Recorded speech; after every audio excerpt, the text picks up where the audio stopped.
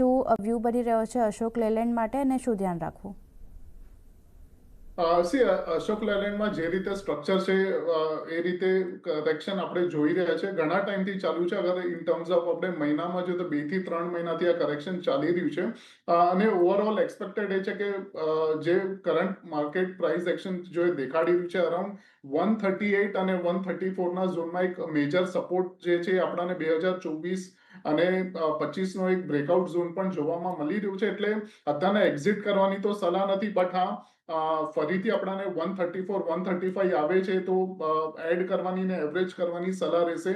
અને ઓવરઓલ જે રીતે ઇન્ડિકેટર્સ જોવા મળી રહ્યા છે, એક્ઝોશન દેખાડે છે ડાઉનસાઇડ માટે, એટલે ડેફિનેટલી આપણને ઉપરમાં 160 175 સુધીના લેવલ્સ પણ જોવા મળી શકે છે નેક્સ્ટ 2 થી 3 મહિનાની અંદર. એટલે બાય કરવાની સલાહ છે 134 આવે ત્યારે, અને સ્ટોપ લોસ લગાડશું 130 ના નીચે ક્લોઝિંગ બેસિસના હિસાબથી. તો